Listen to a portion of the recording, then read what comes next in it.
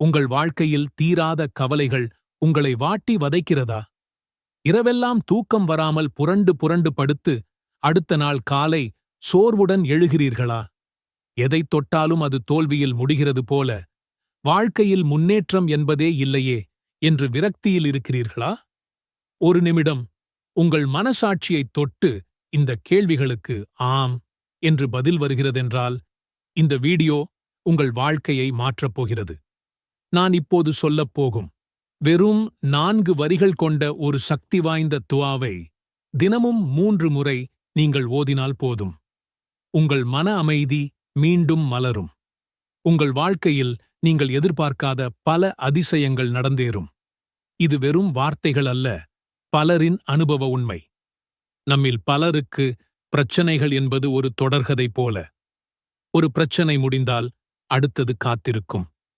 வேலை கிடைக்காமல் தவிப்பது, கழுத்தை நெரிக்கும் கடன் தொல்லைகள், குடும்பத்தில் சண்டை சச்சரவுகளால் நிம்மதியில்லாமல் போவது, குழந்தைகள் படிப்பில் கவனம் செலுத்தாமல் பின்தங்குவது என்று ஒவ்வொரு கவலையும் நம் உள்ளத்தை இரும்புக் கரம் கொண்டு அழுத்துகிறது. ஆனால் கவலை வேண்டாம்.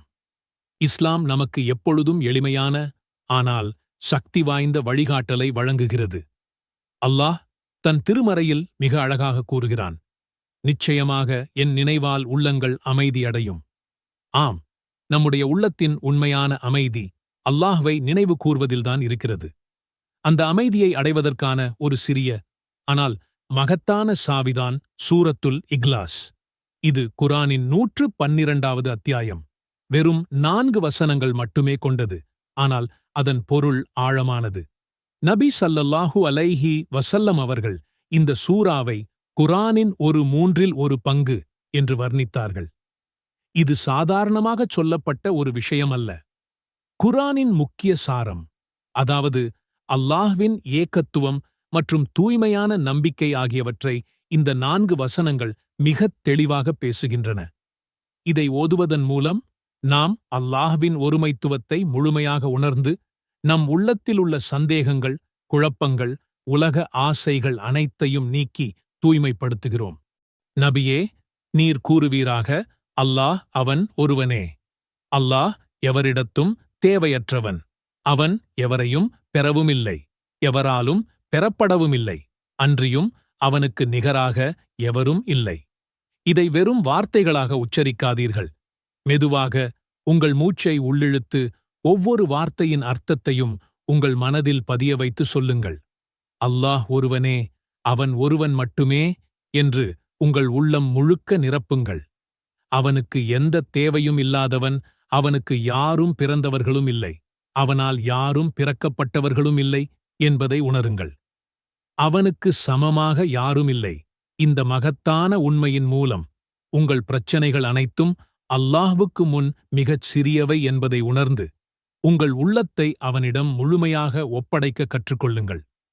இந்த உணர்வு பூர்வமான ஓதுதல்தான் உங்கள் வாழ்க்கையில் மாற்றங்களை நிகழ்த்தும். இது 4 வரிதானே, இதில் என்ன பெரிய சக்தி இருக்கிறது என்று யாராவது கேட்கலாம். இது ஒரு நியாயமான கேள்விதான். ஆனால் நபி ஸல்லல்லாஹு அலைஹி வஸல்லம் அவர்கள் கூறியுள்ளார்கள், ஒரு மனிதன் ஒரு நாளைக்கு சூரத்துல் இக்லாஸை 10 முறை படித்தால் அல்லாஹ் அவனுக்கு சுவனத்தில் ஒரு மாளிகையை கட்டிக் கொடுப்பான். அந்த அளவுக்கு இதில் பரக்கத், அபிவிருத்தி இருக்கிறது. இந்த சூரா அல்லாஹ்வின் ஒருமைத்துவத்தைப் பற்றி பேசுகிறது. இது இஸ்லாத்தின் அடிப்படையே.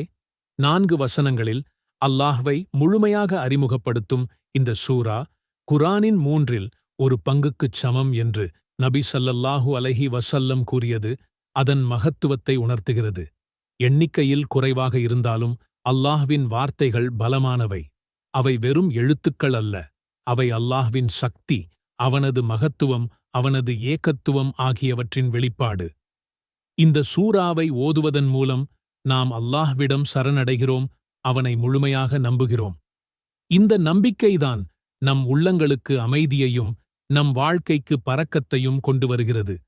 தூங்கப் போகும்போது உங்க மனசு ஓயாம கத்துதா? இந்த கவலைக்கு ஒரு முடிவே இல்லையா? உடம்புல வர்ற ஒவ்வொரு வலிக்கும் நீங்க தேடுறது ஒரு மிராக்கள். ஆனா அந்த மிராக்கள் உங்க நாக்கிலேயே இருக்குன்னு சொன்னா நம்புவீங்களா?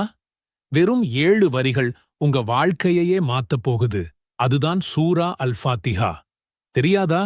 இன்னிக்கு நான் அதோட சக்தியை அன்லாக் பண்ணப் போறேன். இது குரானோட முதல் அத்தியாயம் மட்டும் இல்ல. இதுதான் குரானின் தாய், உம்முல் குரான். இதுல இருக்கிறது வெறும் 7 வரிகள்தான்.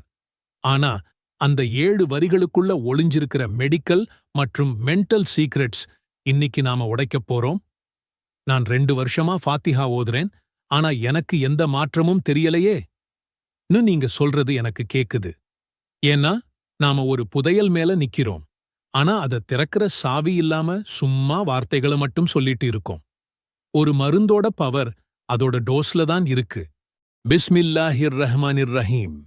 அல்ஹம்துலில்லாஹி ரப்பில் அலமீன். அர்-ரஹ்மானிர் ரஹீம். மாலிகி யௌமித்தீன். இய்யாக நஅபுது வ இய்யாக நஸ்தஈன். இஹ்தினஸ் ஸிராத்தல் முஸ்தகீம்.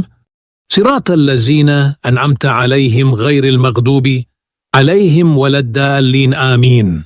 நீங்க ஆரம்பிக்கிற முதல் நொடியே அல்லாஹ்வின் கருணையை நினைக்கிறீங்க. இத சொன்ன உடனேயே உங்க மனசுல ஒரு கூலிங் எஃபெக்ட் ஸ்டார்ட் ஆகும். இது வெறும் ஆரம்பம்தான். இந்த வரிய நீங்க மூச்சை இழுத்து சொல்லும்போது சயின்ஸ் படி உங்க பிளட் பிரஷர் குறையுது. இது ஒரு இன்ஸ்டன்ட் மெடிக்கல் ஹேக். நபி ஸல்லல்லாஹு அலைஹி வஸல்லம் அவர்களே இத ஒரு ஹீலிங் மந்திரம் மாதிரி யூஸ் பண்ணிருக்காங்க. 4 வரி சொல்லி ஊதினதுக்கே நோய் ஓடிப்போச்சுன்னா யோசிச்சு பாருங்க. அதோட பவர். நம்மாலையும் முடியும் நம்பிக்கைதான் முக்கியம். அபூ ஹுரைரா சொன்னாங்க, ஃபாத்திஹா ஒன்னு போதும், அது குரானோட எல்லா அதிசயத்தையும் உங்களுக்கு கொடுக்கும். சோ இனிமே நீங்க ஃபாத்திஹா ஓதும்போது முதல்ல அதோட அர்த்தத்தை உங்க மனசுக்குள்ள கொண்டு வாங்க. ஒவ்வொரு வார்த்தையையும் நிதானமா சொல்லுங்க. இது ஒரு பிரெயின் ரிலாக்சிங் டெக்னிக். ஒரு நாளைக்கு குறைஞ்சது 7 தடவை ஓதுங்க. நோய் வர்றதுக்கு முன்னாடி தடுக்கிறது தான் பெஸ்ட். நான் உங்களுக்கு ஒரு சேலஞ்ச் தர்றேன். இப்பவே ஒரு தடவை ஃபாத்திஹாவை மனசார ஓதிட்டு கமெண்ட்ஸ்ல ஆமீன்னு டைப் பண்ணுங்க. இன்னைக்கு நீங்க காலையில எழுந்து அடுத்த மாசம் ரூம் ரெண்ட் எப்படி கட்டப் போறேன் என்று மூச்சு வாங்கிட்டு இருக்கீங்களா? 30 செகண்ட்ஸ் நிறுத்துங்க. ஒரு குர்ஆன் வசனத்தை சொல்லிடுறேன்.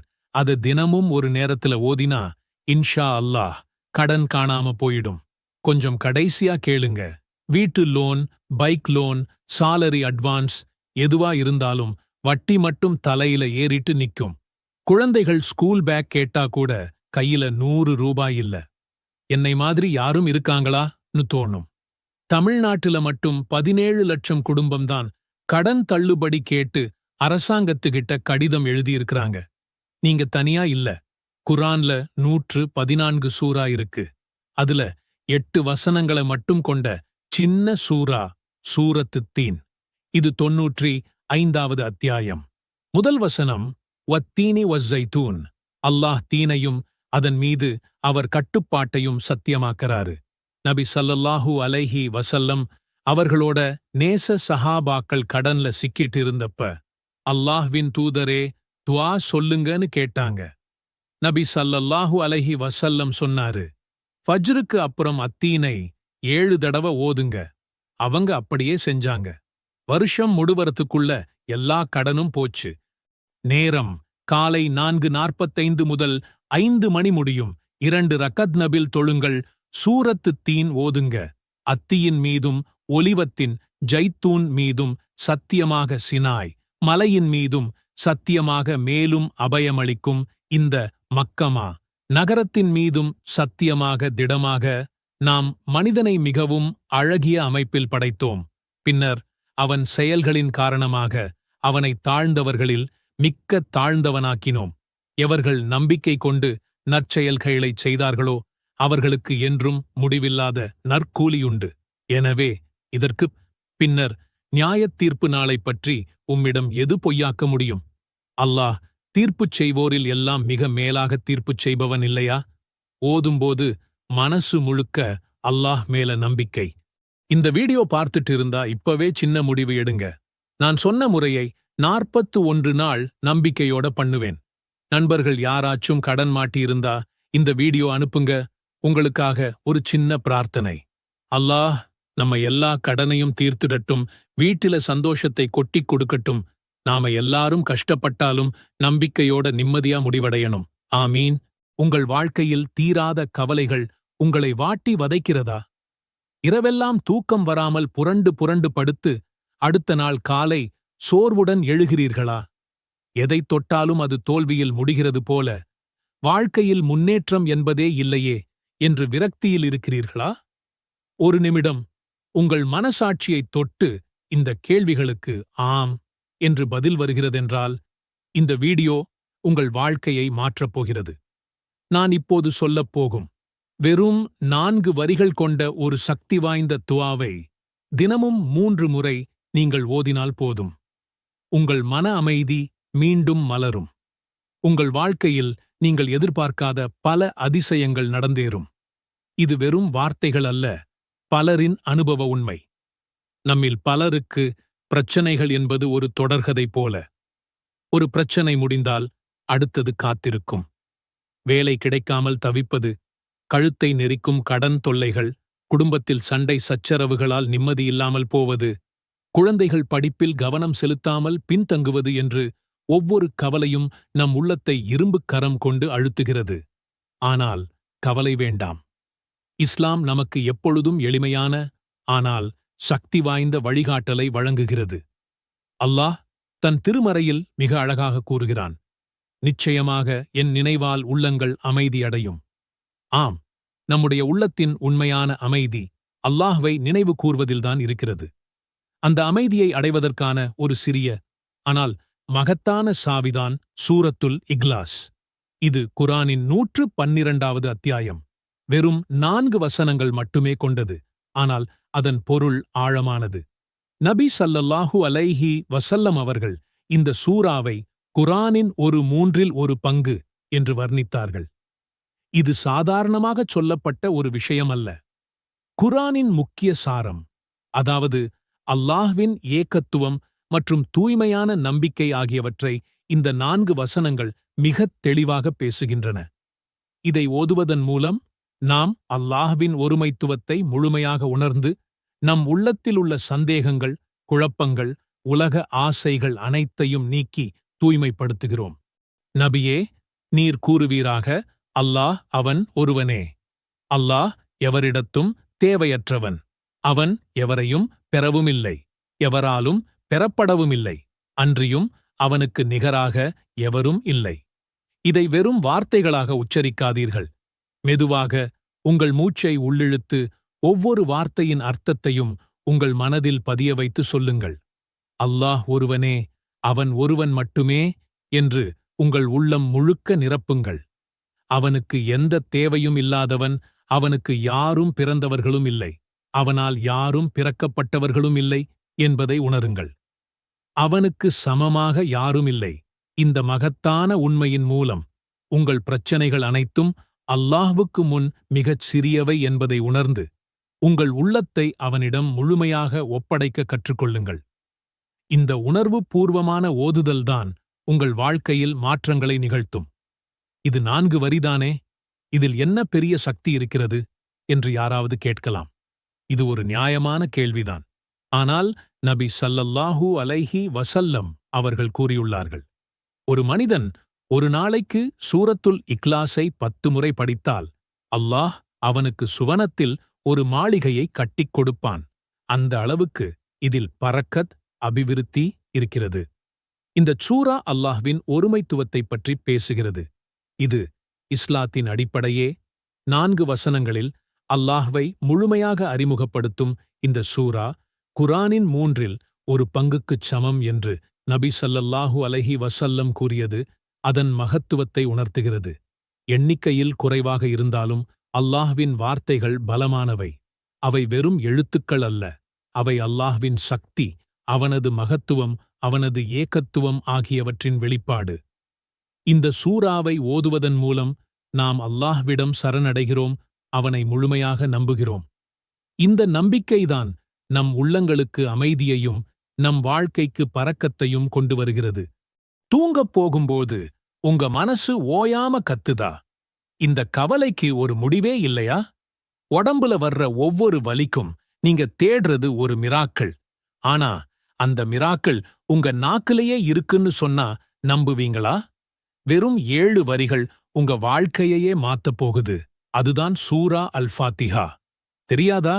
இன்னிக்கு நான் அதோட சக்தியை அன்லாக் பண்ண போறேன்.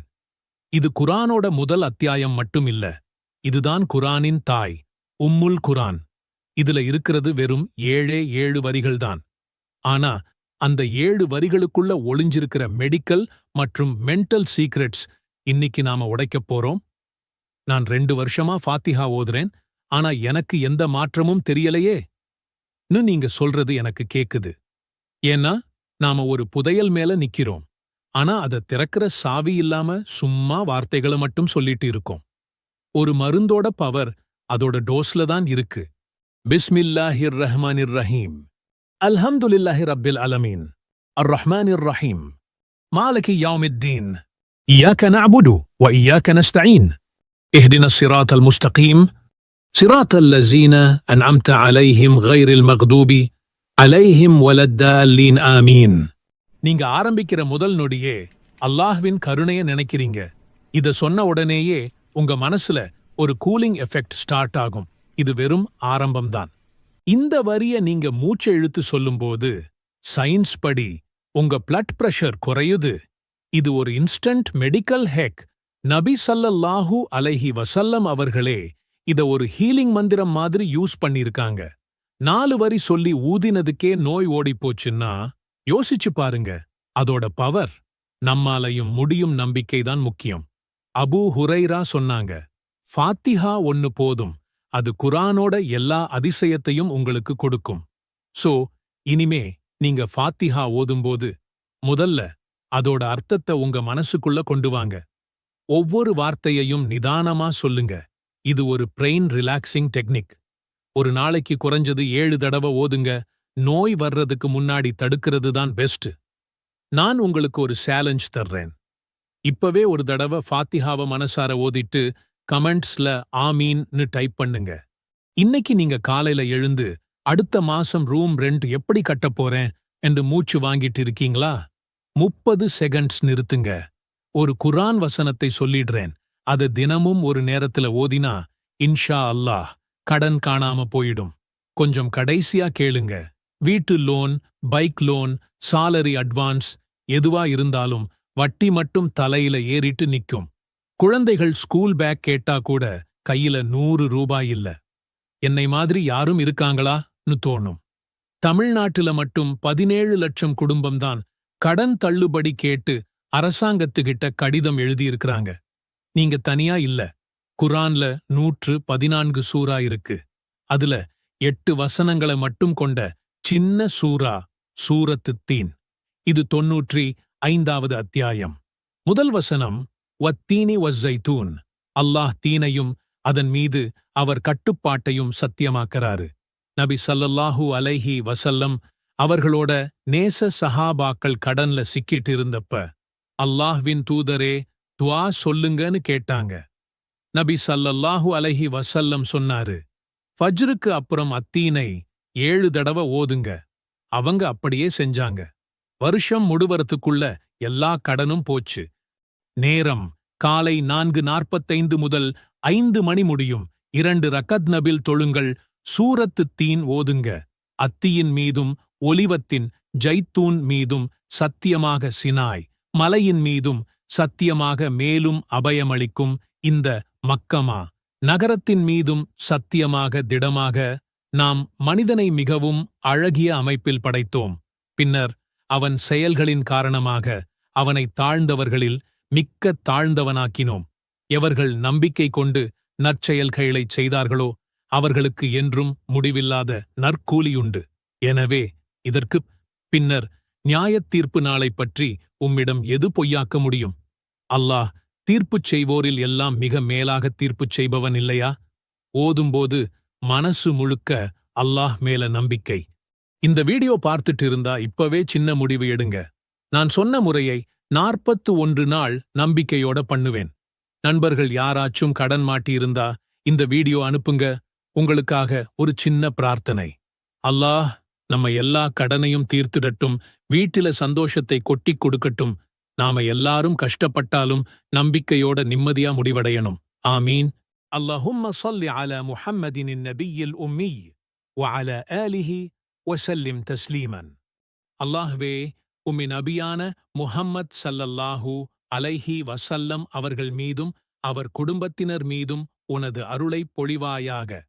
அவர்களுக்கு முழுமையான சாந்தியையும் சமாதானத்தையும் வழங்குவாயாக.